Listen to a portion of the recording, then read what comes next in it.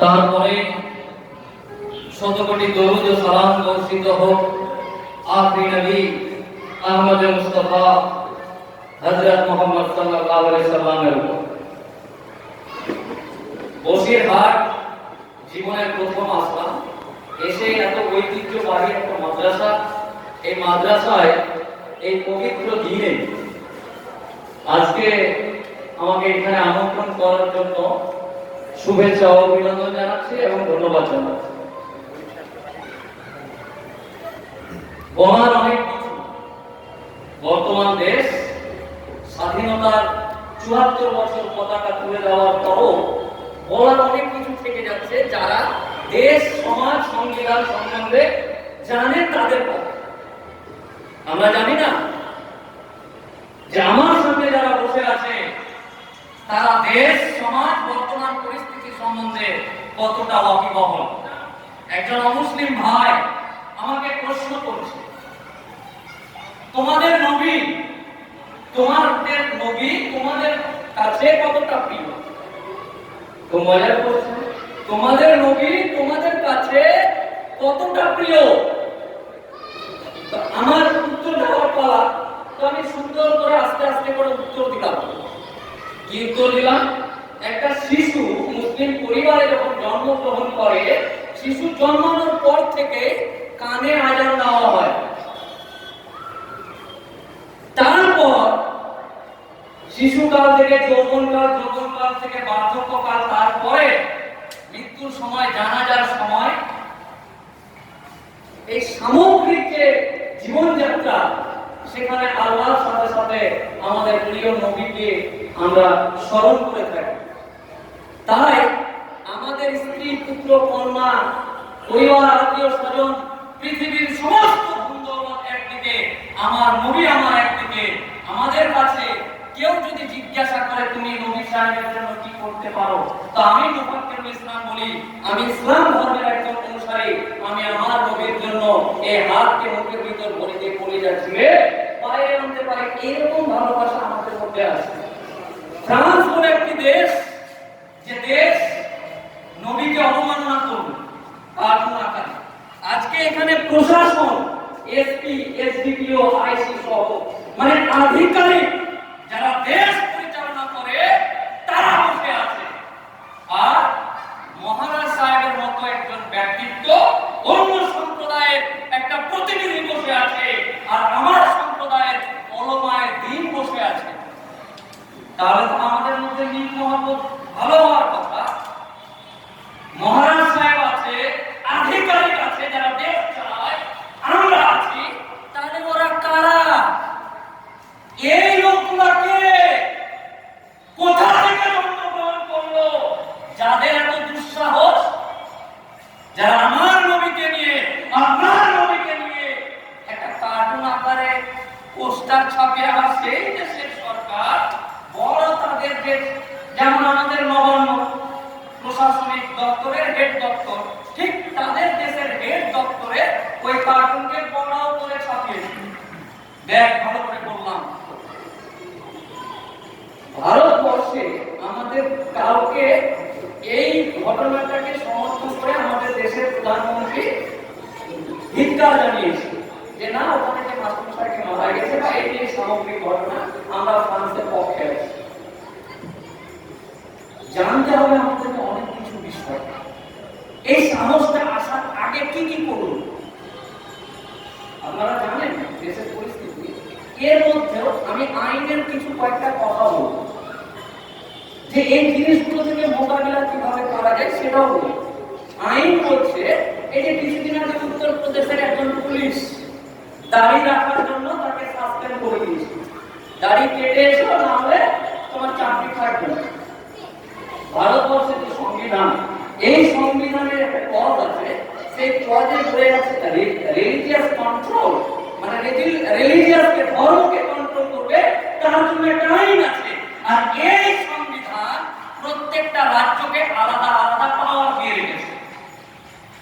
সবাই বলছে freedom of speech, মানে যে যার মতো চলতে পারে, স্বাধীনতা, বাক স্বাধীনতা, চলার স্বাধীনতা, ঘোরার স্বাধীনতা, সবকিছু স্বাধীনতা দিতে হবে, কোন রকম প্রতিভা চাপাবাজি চলবে না। Very good. সমস্ত পৃথিবীর সমস্ত দেশগুলো এই ফ্রিডম মানে স্বাধীন দিতে হবে, যে যা পাবে করবে।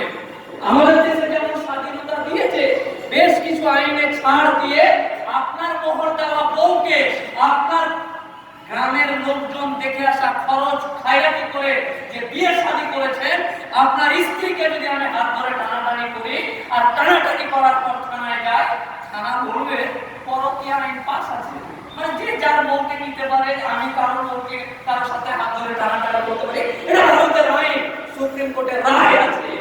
যদি আমি বলি যে আমি অমুক মৌলভী সাহেবের বউর হাত ধরে টানাটানি করেছি, মৌলভী সাহেব চলে গেল থানায়, থানায় গিয়ে বলে ভারতের তো আইন আছে সুপ্রিম কোর্টে, যে যা করে করুক। সমকামিতা, সমকামিতা মানে ছেলে ছেলেদের বিয়ে করতে পারে। আমি যদি মনে করি এই বসিরহাট আমানিয়া মাদ্রাসার কোন একটা ভালো স্টুডেন্ট মোজাম্মেল কালকে ওকে বিয়ে করে মোহর নহর দিয়ে বাড়ি নিয়ে যাও, পারি। আমি বলছি না, যে সংবিধান যে আইনকে মাথায় করে নিয়ে চলি, এই আইন বলছে সমকামিতা আইন, ছেলে ছেলেদের বিয়ে করো, মেয়ে মোজাম্মেল তোজাম্মুলকে বিয়ে করতে পারে, রাবিয়া ফিরদৌসীকে বিয়ে করতে পারে। তো এইরকম করতে করতে আমরা তখন চুপ, সমস্ত কিছু চুপ থাকতে থাকতে থাকতে থাকতে আজকে এই অবস্থা, যে লাস্টে দেখছেন যে না এদের বউ নিয়ে নাও, এদের ছেলে ছেলেদের বিয়ে দাও, আর কিছু করো। আরেকটা আইন যেটা আমি বলি, যে মুসলমানদেরকে নামাজ পড়তে গেলে মসজিদটাতেই পড়তে হবে এরকম কোনো ব্যাপার নেই, সুপ্রিম কোর্ট বলছে। মুসলমান যেখানে মাঠে ঘাটে রাস্তায় জঙ্গলে যেখানে ইচ্ছা নামাজ পড়তেই হবে, মসজিদে পড়তে হবে এদেরকে, এরকম কোনো ব্যাপার নেই। এই আইনের সূত্র ধরে অনেক জায়গায় এই আইনের সূত্র দিয়ে বিভিন্ন জায়গায় মসজিদকে সরিয়ে দিচ্ছে।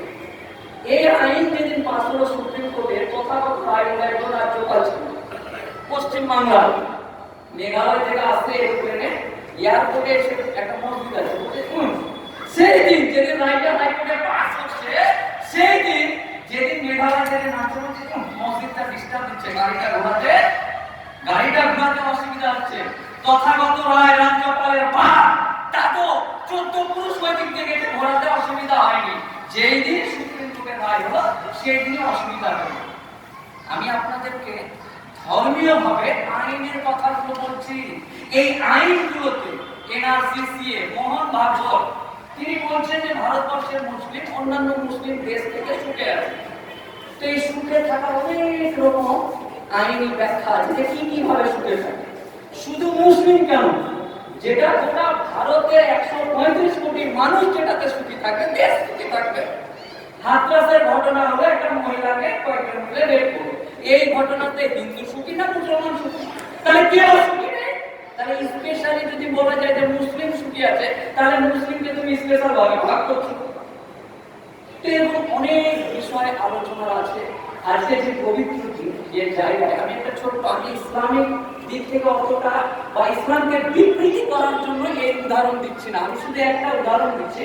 আমি পড়েছিলাম আমাদের নবী সাহেব যখন ইসলাম প্রচার করতে লাগলো, 20-30 জন দাবার পাশে ইসলাম ধর্ম গ্রহণ করলো, বা 40 জন ধর্ম গ্রহণ ইসলাম ধর্ম গ্রহণ করার পর হযরত আলী ইসলাম ধর্ম গ্রহণ করলেন।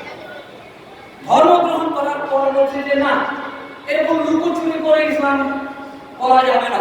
নবী সাহেবের কাছে গেলেন, হযরত আলী জিজ্ঞাসা করছেন যে আমরা একটা মিটিং করবো, মিছিল করবো, সেই থেকে মিছিল করবো কি, এত কাবার আশেপাশে ঘুরবো আর নারায়ে তাকবীর আল্লাহু আকবার বলবো, লা ইলাহা ইল্লাল্লাহ বলবো, এরকম করে মিছিল করবো আর আমাদের ইসলামকে প্রচার করবো। তখন নবী সাহেব ভেবে দেখলো তুমি তো কদিন আগে আসলে ইসলামে, তো তুমি খুব শক্তিশালী মানুষ, তুমি একটু চেপে চুপে থাকো, পরে না হয় ভাবা যাবে, এখন থাক। এর ডিটেইলস বর্ণনা আছে, নিশ্চয়ই আছে, না হলে যে অহেতুক বলছি সেটা না, বা আমার ধর্মকে বিকৃতি করার জন্য বলছি না। আমার এই সমস্ত শুয়ে থাকা মরিচা লেগে থাকা হৃদয়গুলোকে জাগানোর উদ্দেশ্যে আজকের এই বক্তব্য। নবী সাহেবকে এসে যখন হযরত আলী বলছে যে আমি এই রাত্রে ফজরের আজানের আগে মিছিল করব, তখন নবী সাহেব হযরত আলীকে বলছে তুমি থেমে যাও, তুমি এই জাস্ট কয়েকদিন আগে মুসলিম হয়েছো, তোমার প্রতি ওই এলাকার মানুষের রাগ শাল থাকতে পারে, তুমি বাবা কদিন পরে করছো, তখন হযরত আলী আমার মেহবুব হযরত মুহাম্মদ সাল্লাল্লাহু আলাইহি ওয়াসাল্লাম বলছে, কোরআন সত্য, আল্লাহ সত্য, আপনি আল্লাহর নবী, এটা সত্য। তো তখন আমাদের নবী বললেন, হ্যাঁ সত্য। যদি এটা সত্য হয়ে থাকে তাহলে আজকে ফজরের আজানের আগে গোটা কাবা হয়ে চারিদিকে নারে তাকবীর আল্লাহু আকবার বলে লা ইলাহা ইল্লাল্লাহ বলে আমি মিছিল করব, কে আসবে দেখা যাবে। সেই কথা মতো মিছিল শুরু হয়ে গেছে। ভোরের বেলা চারিদিকে বিভিন্ন যে সমস্ত ইসলাম থেকে বঞ্চিত মানুষ ছিল তারা বলছে, কে রে মোহাম্মদ পাগলের কথা, এবার এরা আবার কে কি করছে, যাই চল দেখে। 20 জন মিলে গোটা এরিয়াকে নষ্ট করছে, কে এরা, চলো যাই। সমস্ত মানুষ ঘুম থেকে উঠে চোখ কচলাতে যাচ্ছে, দেখছে যে 20 জন মানুষ বা 30 জন মানুষ তারা এক আল্লাহ বা একত্ববাদের প্রচার করছে। তখন সব লাঠি সোটা নিয়ে আসে, যখনই দেখে লাইনের সামনে পতাকা ধরে হযরত আলী আছে, তখন সমস্ত বেধর্মী মানুষেরা নিজের নিজের ঘরে, ঠিক আছে বাবা তুমি একটু জোরে জোরে করো, ঠিক আছে আসসালামু আলাইকুম, ওয়ালাইকুম সালাম, তোমরা করো, প্রয়োজন হলে আরো যা যা ব্যবস্থা আছে সব করো, আমি চলে যাচ্ছি। আজকে আপনারা কারা, আপনারা কে, কারা আপনারা? ৭৪ বছর স্বাধীনতার পর আপনাদের মতো আপনার বাবা চাদর 14 গোষ্ঠী যারা এখানে কবরে শায়িত হয়ে আছে, আপনাদের মতো মানুষের বুকে চড়ে এসে দিল্লি থেকে কোন মানুষ এসে বলে যাচ্ছে 2 কোটি মানুষকে গুনে গুনে কলকাতায় না বাংলাদেশ পাঠাবো, কে দেয় সাহস, কার এত সাহস, কে দিল সাহস, কে দিল জানেন? মফিজুল দিয়েছে আপনার মাঝখানে বসে থাকা, মফিজুল দিয়েছে, কারণ আপনার শত্রু আপনারা নিজে সতর্ক হন, সজাগ হন, নিজেদের মধ্যে সমস্যা যা আছে বাড়িতে ঘরে মিটিয়ে নিন, নিজেদের এলাকায় যে কত রকম সমস্যা আছে সেই সমস্যাগুলোকে নিজেদের মধ্যে মিটিয়ে নিন। 1 মিনিট সময় নয়, কসম আল্লাহ, যদি আপনাদেরকে হাতে কলমে লিখে লিখে দেশের পরিস্থিতি বোঝায়, একটা ছোট্ট আইন গোটা ভারতবর্ষে ৭১টা আইন এর মধ্যে পাস হয়েছে, তার মধ্যে একটা আইনের কথা বলছি, আইনের কথা, কোনো উস্কানিমূলক কথা বলছি না, একজন হাইকোর্টের উকিল আইন জানা মানুষ হিসাবে যে সংবিধান পেটে বুকে নিয়ে ঘুরি সেই মানুষ বলছি, কোন সম্প্রদায়কে আঘাত দিয়ে কোন সম্প্রদায়কে হেয় করার জন্য বলছি না।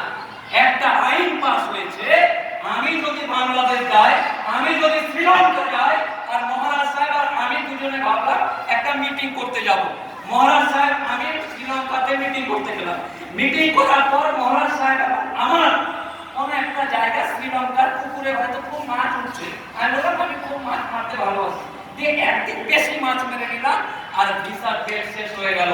মহারাজ সাহেব আর আমি যখন কলকাতা বিমানবন্দরে এসে নামবো, তখন আমার একদিন ভিসা বাতিল হওয়ার জন্য আর মহারাজ সাহেবের একদিন ভিসা বাতিল হওয়ার জন্য উনার ফাইন লাগবে 25,000, আমার লাগবে না, সরি, উনার ফাইন লাগবে মাত্র 500 টাকা, আমার ফাইন, আমি মোফাক্কিরুল ইসলাম, পিতা মোহাম্মদ মুস্তাক হোসেন, বাড়ি অমুক, ঠিকানা অমুক, আমার লাগবে 25,000। কত? আমার লাগবে 25,000, মহারাজ সাহেবের লাগবে 500 টাকা। কি আইন, কেমন আইন, কিরকম করে পাস হলো কেউ জানে না, জানার চেষ্টা করি। আমাকে বলছে যে আইন বলছে যে আমরা এত ভালোবাসার মানুষকে কেউ অপবাদ করছে, তার আমাদের করণীয় কি? তখন আমাদের ইসলাম শিখাচ্ছে যে তোমরা যে দেশে বাস করো সেই দেশের আইনকে ফলো করে তোমাকে চলতে হবে। তার মানে আইন, আমার এই দেশের সংবিধানকে আমরা হাতে তুলতে পারি না, নাহলে এতদিনে কলকাতার বুকে লক্ষ লক্ষ মানুষ নেমে যেত এবং বিভিন্ন রকম স্লোগান যেত। শুধু কলকাতা পশ্চিমবঙ্গ নয়, ভারতবর্ষের বুক থেকে কলকাতা এমন একটা জায়গা হতো যে জায়গার হাওয়া বাতাস ফ্রান্সে গিয়ে লাগতো। কিন্তু যেহেতু মুসলিম সম্প্রদায়ের মানুষ ভারতকে স্বাধীন করতে কুইন্টাল কুইন্টাল রক্ত আমার বাপ, আমার মা, আমার বাপকে ডেকে বলছে যাও গিয়ে ব্রিটিশের লোককে তাড়াও, আমার শ্বশুর দেওর ভাসুরকে এরা খাটাচ্ছে, টাকা দিচ্ছে না, আমার গয়না ছিঁড়ে, হাতের বালা ছিঁড়ে আমার মা আমার বাপকে তো আর চালক নিয়ে চাকা আর কামান লাগাও, এই করে ভাগিয়ে দেওয়ার পর আমাদেরকে অনেক সময় প্রশ্নের চিহ্নে পড়তে হয়। কিন্তু আমরা ইতিহাস সাক্ষী আছে, স্বাধীনতার ৭৪ বছরের মধ্যে এমন কোন একটা ঘটনা নেই যে মুসলিমরা ভারতবর্ষের সংবিধানকে লাঙ্ঘিত করে, ভারতবর্ষের মুসলিমরা আইনকে উপেক্ষা করে নিজের কোন রকম শরিয়াত ধরনের মতবাদ নিয়ে এগিয়ে গেছে। আরে হ্যাঁ, ৩ তালাক প্রথা, কোরআনকে জবাই করে দিয়ে, হাদিসকে জবাই করে দিয়ে এই দেশে ৩ তালাক প্রথা চালু করেছে। আদমের সন্তান কাশ্মীরে আমার মুসলিম ভাই যারা আছে তাদেরকে উপেক্ষা করে ৩৭০ ধারা উঠে নিয়েছে। এরকম জায়গাতেও আমাদের মতো ধর্মপ্রাণ মুসলিম, ভারতীয় মুসলিম সমাজ কোন রকম দেশের যে যা যাবতীয় আছে সমস্ত আইন মেনে আমরাও আছি। আমরা কেউ কোন মুসলিম কাপুরুষ নয়, বাইরে রাজ্যে বলেন আমরা নবাবের ছেড়ে যাওয়া বংশধর, আমরা অনেক কিছু করতে পারি। কিন্তু ভারতের সংবিধান, আমাদের ইসলামী এবং দ্বীনি শিক্ষা সর্বদা আমাদেরকে সংযত থেকে ভারতবর্ষের আইনকে মাথায় রেখে সমাজে ঘোরাফেরা চলাফেরা করার পারমিশন দেয়। না হলে ফ্রান্সের মতো একজন কাপুরুষ যে গোটা বিশ্ব যাকে মেনে নিয়েছে অমুসলিম ভাই থেকে শুরু করে, তাদেরকে সাহায্য করতে বেশিক্ষণ সময় লাগতো না। আমরা অনেক সময় বলছি যে এই সমস্যার সমাধান কি হবে, আজকের নবী সাহেবকে বলছে, কালকে আমি তো বললাম আইন করে এই করতে করতে যারা এখানে বসে আছে তাদের গায়ে কিন্তু আমি জামা কাপড় দেখতে পাচ্ছি না, তাদের চোখ দেখতে পাচ্ছি না, অন্য মানুষ কি বসে আছে এখানে দেখতে পাচ্ছি না, আপনি একটা আপনি ঝুঠা মানুষ, জিজ্ঞাসা করবেন মাথা খারাপ হয়ে গেছে না। আধার কার্ডের সময় চোখের মণি আপনার জমা আছে, আপনার হাতের ছাপ আধার কার্ডের সময় জমা আছে, তাহলে আপনার কাছে কি আছে? যদি মনে করে এই দেশের রাষ্ট্রপতি যে চীনে গিয়ে লোকটিকে বেঁচে দিব, পারবে? হাত আছে, চোখের মণি আছে, সবই আছে। তো এইরকম ব্যাপার, এই জায়গাগুলোতে আমাদেরকে সজাগ সতর্ক। উকিল সাহেব কাল থেকে বলবো না, কসম আল্লাহ আজকেই এক্ষুনি এই মুহূর্তে কিভাবে নামাজ পড়তে হবে, হাত কোথায় বাঁধতে হবে, এখানে এখানে না এখানে, নিজের নিজের মুফতি সাহেবের কাছে জিজ্ঞাসা করেন কোথায় কোথায় হাত বাঁধতে হবে। ইসলামের কথা হবে, কোরআনের কথা হবে, হাদিসের কথা হবে, দ্বীনের কথা হবে। সেখানে কে কোথায় হাত বাঁধেন, কে কোথায় কি করেন, এইগুলো নিয়ে হাত পড়বেন, সময় নেই। কি করে বুঝাই আমার ভাই, আমার সম্প্রদায়, আমার কম, আমার চাপ, আমার ভাইদেরকে যে বর্তমান পরিস্থিতিতে একত্রিত হওয়া ছাড়া। একজন মুফতি সাহেব লন্ডনে বসে আছে, ওনার সাথে আমার কথা হচ্ছে। তো লন্ডনে থাকা মুফতি মানে আমাদের সাথে বেশ ভালোভাবে কথা বলছেন। উনি বলছেন যে এর উপায় কি, এর উপায় হলো কারণ যেহেতু আমার ধর্ম আমাকে ভারতের আইনকে মানতে শিখিয়েছে, তাহলে এই আইন তৈরি করে কে? কে করে আইন? তারা তৈরি করে আইন। আপনাদের তরফ থেকে সেই মানুষগুলোকে আইন তৈরি করার জায়গায় পাঠাতে হবে। রাজনীতির কথা বলছি না, তাকে ভোট দিবেন কি করবেন, ইটস ইওর ওন ম্যাটার। কিন্তু আমাদের মানুষগুলোকে যদি না পাঠান, নবীর দরদ, হাদিসের দরদ, ইসলামের দরদ কে বুঝবে?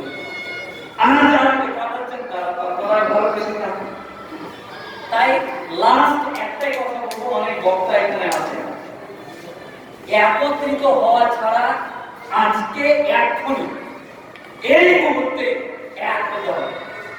যদি না পারে একত্রিত হতে, তাহলে আগে গিয়ে কবর করেন, আর আগে গিয়ে কবর থেকে কবরে গিয়ে বসতেন। কেন পারবেন না কিছু করতে? আপনার আগামী প্রজন্মের জন্য আপনার বাপ, আপনার বেটা আগামীকাল আপনার কবরে গিয়ে লাফ দিবে, এই পিতা কোন পৃথিবী কোন জায়গায় গেলেন, যে জায়গায় একটা মৌলভী সাহেব বসিরহাট থেকে আপনার মিরাজে আশা করতে যাবে, ড্রাইভারকে নামিয়ে মাথা তুলে দেয়, এই পৃথিবী তাই যদি আপনি দেশে কিছু করতে না পারেন, আপনি স্বীকার করুন, হে আমার সম্প্রদায়, আমি আমার সম্প্রদায়ের জন্য কিছু করতে পারলাম না। যেহেতু আল্লাহর ওয়াদা ছাড়া মৃত্যু হবে না, তাই আমি আগে গিয়ে কবরে বসে আছি, আমাকে ছেড়ে দাও, আমাকে ধরিও না। আজকে এখনই সজাগ হয়ে দেশকে জালসা জুলুস শোনা মানুষ আমরা, গাজাল কাওয়ালি কীর্তন থেকে শুরু করে সমস্ত কিছু শুনি। আপনাদেরকে আজকে কি করতে হবে? সবার কাছে এই বড় মোবাইল আছে, ইউটিউব খুলুন। কেরাত গজল শুনলেন এতদিন, ডাইরেক্ট বলেন মোবাইলে দেশের পরিস্থিতি কি আছে, চলে আসবে। 3 তালাক বিল বুঝেন না তো কিছু? 3 তালাক বিল কি আছে শুনেন। 370 কি? 370 কি বলেন তো? আজকে দেশে কি কি ঘটলো চলে আসবে, শুনেন না? শুনে সতর্ক সজাগ আজকে হন। এই বলে আমি এরপরে পরবর্তী কোন এমন জায়গা হবে যে জায়গায় মনের কথা মন টু মন, হৃদয় টু হৃদয়, চোখ টু চোখ এসে দেশের পরিস্থিতি আপনাদের কাছে হাতে কলমে লিখে বুঝাবো যে কেন আজকে এই মুহূর্তে আমাদেরকে দেশ, সমাজ, সম্প্রদায় একতা নিয়ে ভাবার দিন এসছে। এই হলো আমার বিনম্র আবেদন যে আজকেই একত্রিত হবে। হাজারবার বলার কারণ হচ্ছে অনেক কিছু বলার ছিল, হয়তো পরিবেশ পরিস্থিতি আজকে যে উদ্দেশ্যে মিটিং মানে যে প্রোগ্রাম, এই প্রোগ্রামে বলার কথা নয়, তাই আমি বারবার একটা কথার দিকে এগিয়ে যাচ্ছি যে একত্রিত হওয়া ছাড়া কোন রকম জায়গা আপনার আগামী প্রজন্মের জন্য নেই। করে আর সমালোচনা বন্ধ করেন। আপনাদের সবাইকে বলছি, কে 4টা বিয়ে করেছে, কার 25টা ছেলে, কে কোন কি করে, কে তো ওইরকম ভাবে ইনকাম করে, বন্ধ করুন। সমালোচনা বন্ধ করুন। আপনার বাবা সমালোচনা করে কিছু করতে পারেনি, যে যেমন চলছে তেমনই চলছে, লাভ কি? সময় নষ্ট করছেন। আপনার টাকা সমালোচনা করতে করতে চায়ের দোকানে গ্যাজার গ্যাজার করতে করতে মরে গেছে, কিছু হয় লাভ হয় না। সমালোচনাতে লাভ হয় না। সমালোচনাতে অন্য যারা আছে অপশক্তি, তারা হাসি পায়, মজা পায়। তাই সমালোচনাগুলো বন্ধ করুন। সমালোচনা বন্ধ করে এক হন। এই বলে আমি আপনাদের সকলের মহান সৃষ্টিকর্তার কাছে আপনাদের জন্য দোয়া চাই যে আগামী পৃথিবীতে আমাদের যে আগামী প্রজন্মগুলো আসছে, আমার ছেলে আমার মেয়ে এখনই ছেলেবেলা ছিল, এই সুন্দর ফুটফুটে ছেলে মেয়েরা যেন আগামী পৃথিবীতে আমার বাপ দাদু যেমন এরকম করে হেঁটেছে বসিরহাটের মাটিতে, যেন আমার মেয়ে ছেলেরা হাঁটতে পারে। এর ব্যবস্থা করে যাওয়ার দায়িত্ব আপনাদের। আপনাদেরকে দায়িত্ব ঘাড়ে রেখে দিয়ে আমি আমার বক্তব্য শেষ করছি। আসসালামু আলাইকুম।